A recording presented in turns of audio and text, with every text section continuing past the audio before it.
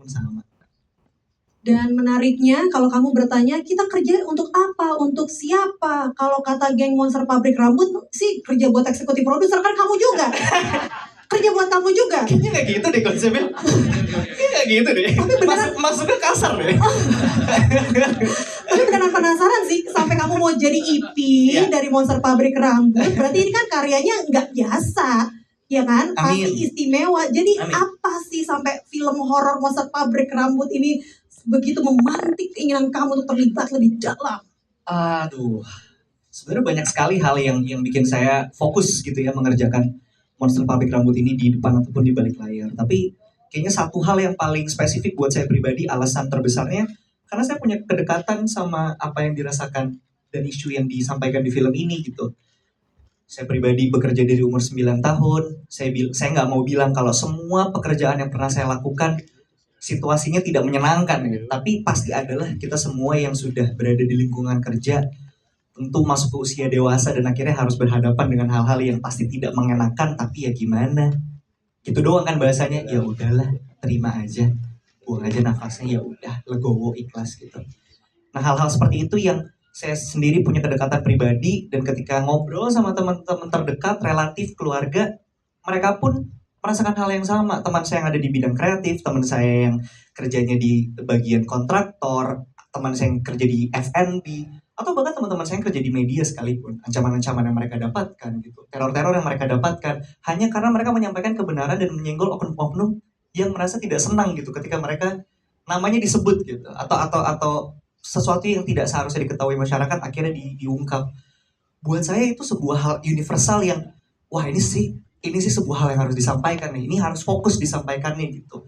Tentu dengan caranya Bung Edwin ya, dan juga dengan seleranya Palari yang kita semua sama-sama tahu kelas internasionalnya gitu.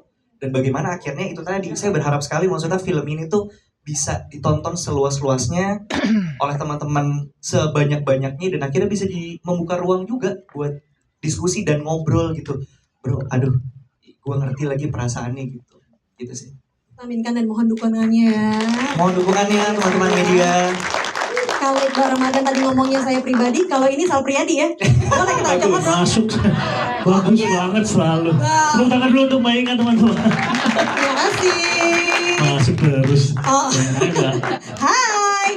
Kamu kan ini turut mengisi soundtrack dari film Monster Pabrik Rambut. Betul. Ya kan?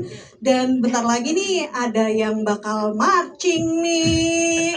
Apakah lagu tersebut calon-calon jadi anthem? Wah, bisa, betul sekali. Anthem untuk para pekerja di luar sana. Ya kan? Karena kan masih banyak yang harus lembur sampai babak belur. Gokil ya. Bisa ceritain nggak soal lagunya? Ide sama gagasannya tuh seperti apa sih? Oke. Halo teman-teman semuanya. Saya Sal. Oke. Iya, ini sebagai seorang penulis lagu dan penyanyi, ini bisa dibilang salah satu proses membuat lagu yang paling dahsyat. Mungkin saya bisa ingat kejadiannya. Kalau ingat kejadiannya di lokasi saat itu, kita sedang mempersiapkan sebuah scene. Kemudian dalam scene-nya peran yang aku mainkan, Rudy, ada satu adegan gitu menyanyikan sedikit sebait lagu gitu sambil bergumam. Terus tiba-tiba Mas Edwin datang dan bilang, lagu ini kita bikin fullnya aja, kata Mas Edwin. Wow, no pressure guys. Nah, kayak nggak ada pressure sama sekali. Bahasanya kita ya, Sal. Iya, kita. Si paling musisi kita. Alias Anda aja. Kayaknya jadinya saya saja gitu ya. Terus ya kalau bisa dibilang itu tadi ya, satu proses yang rasanya paling dahsyat gitu. Terus akhirnya aku coba untuk membayangkan situasi yang ada di dalam filmnya sebagai perannya gitu, sebagai pesan-pesan yang mau disampaikan gitu. Ini juga pengalaman aku pertama kali bekerja dengan seorang produser musik elektronik, karena kami berusaha untuk menyampaikan gagasan soal bunyi-bunyian industrial gitu ya, suasana pabrik, ada langkah derap kaki, approach yang selama saya bermain musik di dalam karya-karya saya rasanya belum saya pernah lakukan gitu. biasanya pendekatannya mulai dari gitar, biasanya mulai pendekatannya dari piano gitu. Tapi kali ini kita mulai pendekatannya dari soundscape, dari bunyi-bunyi yang bisa menangkap kira-kira situasi filmnya gitu. Dan ketika ditulis liriknya muncul lirik-lirik yang memang rasanya seperti marching gitu ya, rasanya seperti solidaritas gitu ya, kebersamaan para pekerja untuk bisa menghadapi situasi yang terjadi, kaitan besarnya sama overwork tadi gitu. Dan saat menulisnya itu yang selalu muncul gitu di kepala. Karena ada juga kayak Mars gitu ya Bung ya, Mars pabrik yang mungkin bisa jadi salah satu yang buat aku jadi salah satu referensinya gitu.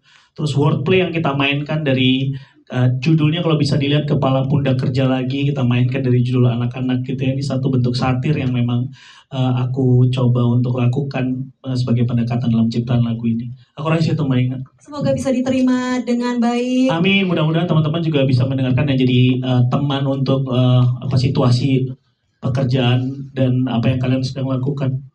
Oke lah kalau begitu, karena kalau mau tahu liriknya sedalam apa, sudah bisa disaksikan besok Betul. di YouTube Palari Films dan Yes. juga YouTube Sal Priadi. Dan lagunya hari ini sudah rilis. Hari ini sudah rilis. Semua Bisa. platform online itu udah Betul. bisa didengarkan. Jadi kita kasih amin yang paling serius ya Wah, untuk masuk kalian. juga, masuk lagi. Luar biasa ya. Masuk lagi. Baiklah. Besok kita pergi makan deh Mbak. Boleh deh. Mau diterusin? Udah, nanti jadi kepanjangan bagian ini. Tapi kita usahakan rumah itu nggak sih Mbak? Aduh. Cukup ya kayaknya. Iya. Bahas lagu saya terus. Thank you. Oke.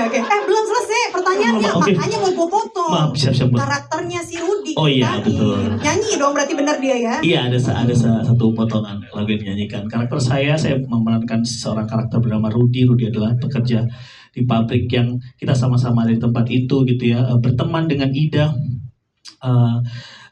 dan Putri, masuk ke dalam, ya Rudy seorang pekerja keras gitu ya, tapi karena dia bekerja di dalam sana dan melihat keganjilan-keganjilan yang muncul di pabrik, akhirnya Rudy masuk ke dalam mencari tahu juga misteri apa yang ada di balik kisah-kisahnya di dalam pabrik ini. Kira-kira begitu. Aduh banget ya misterinya. Mau nyanyi dulu sekarang? Dikit, sepatah aja. Iya. Yang mau disuruh nyanyi kayaknya yang dari pinggir tuh kayak agak ngantuk dikit Nah, ya. itu dia. Mungkin sedikit berdiri dan nyanyi. Bukan, panitia, bukan. Kev, Berdiri dong, kasih berdiri dong. aplaus dong. Sempurnanya Ya, aku udah sama. Nggak ada yang mau kamu joget sekarang. Nggak ada ya? Nggak ada. Kurang lengkap soalnya personilnya gitu ya. Kev, udah ngopi hari ini? Udah. Selama syuting? Udah. Kayaknya ngantuk banget soalnya ya. Karakter kamu Salah ya. satu alasan kenapa saya diajak sama Bung Edwin karena saya tuh cukup sering ngantuk hampir tiap hari. Jadi katanya nggak usah banyak acting, akan cocok sama karakter. Luar biasa pendalaman karakter yang begitu cuma-cuma. Baiklah. Oke, perannya itu seperti apa sih di Monster Pabrik Rambut ini untuk debut layar lebar di antara 2 juta ini ya skrip yang masuk, kamu pilih ini. Monster Dari Pabrik 3 Rambut. juta. Oh sorry banget, kesalahan saya 3 juta skrip. Silakan. Halo semuanya. Saya Kev. Saya Kev. Nggak usah, biasa aja. Harus gitu biar pada ada respons. Oke. Iya. Oke, jadi sebelumnya ini adalah film pertama saya seumur hidup saya. Wow, kaget juga dan langsung bersama Palari Films juga Bung Edwin beserta jajarannya yang luar biasa ini. Terima kasih sekali lagi. Dan sampai dibawa ke Berlin di acara festival film luar biasa Berlinale. Wow, itu juga sangat-sangat terasa unreal untuk saya karena perasaan baru selangkah kok udah tamat ya. Enggak dong. Ini langkah bukan dong. Itu dia. Buat saya seperti itu makanya wow. Tapi meluruskan bukan karena ada Kev makanya Monster Pabrik Rambut diciptakan ya Mbak Dede ya. Make sure aja nggak kayak gitu kejadiannya. Jadi pertama langsung melangkah dan karakter kamu adalah seorang pekerja di pabrik rambut dengan pick up line yang wow di luar Nurul ya kan bola matanya dikomentarin sampai bersebelahan beradu akting loh perdana dengan jajaran pemeran meskipun masih muda tapi kan talentanya begitu luar biasa ya kan. Udah pasti. Nah, kira-kira agak ini sih jujur nanya kamu sih. Iya. Tapi nggak apa-apa, kita terusin aja ya. Iya. Gimana pengalamannya berakting bersama dengan jajaran Wow. pemeran ini? Oke. Luar biasa. Jadi aku di sini banyak banget belajar sama teman-teman. Apalagi ini ada senior saya Iqbal Ramadan. Senior saya, oke baik. Juga idola saya Sal Priadi yang paling sebelah sana. Saya banyak banget belajar di sini. Semua percakapan dari teman-teman di sini saya rekam, saya di otak saya. Gimana? Oh, Di otak saya. Iya, di otak aja di otak. syuting ada NDA nggak sih? Enggak. Karena menurut saya semua yang diucapkan sama teman-teman saya juga para sutradara juga produser di sini adalah ilmu. Sorry, bukan teman-teman, kolega. Kalau gitu. Oh, iya. Itu dia. Makanya wah, di sini sih ilmu saya bertambah banyak sekali. Karena memang background saya adalah content creator. Terus sekarang kalian boleh panggil saya aktor. Kamu jadinya sebagai content creator. Gokil. Hat-trick ya kan? Tapi cerita dong kan kalau misalnya berakting sering tuh, tapi sama sutradara beneran gitu kan Iya. Edwin gimana tuh? Sungguh berbeda sudah pasti karena kan memang ini serius dulu ya. Iya deh, ini serius dikit. Jadi ya latar belakang saya setiap hari saya juga bikin video, saya nulis juga, saya ngerekam juga, saya acting juga, tapi dengan versi yang lebih light aja karena video saya yang saya produksi itu kurang lebih 1-3 menit aja. Terus di sini saya belajar bahwa ternyata wah bermain film ternyata luar biasa kompleks ya. Maksudnya jauh dari apa yang biasa saya lakukan. Jadi saya masuk ke sini benar-benar saya merasa sangat-sangat nol. Dan ya alhamdulillah teman-teman saya di sini banyak sekali memberikan saya ilmu juga informasi yang sangat-sangat luar biasa untuk saya. Semoga kedepannya saya juga masih bisa tetap menjadi content creator tapi berlanjut juga menjadi aktor gitu. Iya. Tetap kan? Kayak content creator. Nanti Tetap. tanda tangan kontrak dari apa ya? Lumayan dapat persenan. Oke, Iya. kalau begitu tepuk tangan sekali lagi dong untuk ya. Terima kasih. Sebelum kita ke Q&A, saya ingin bertanya kembali ke Ibu Aryani, boleh ya, berkenan ya. Karena kan dari trailernya kita baru lihat 2 menit gitu, karena 2 kali putaran, agak ngilu dikit gitu kan. Kayak ngantuk-ngantuk tapi ada nancep-nancep paku-pakunya gitu. Kayak sebuah konsep ngilu ada di trailer tadi ya.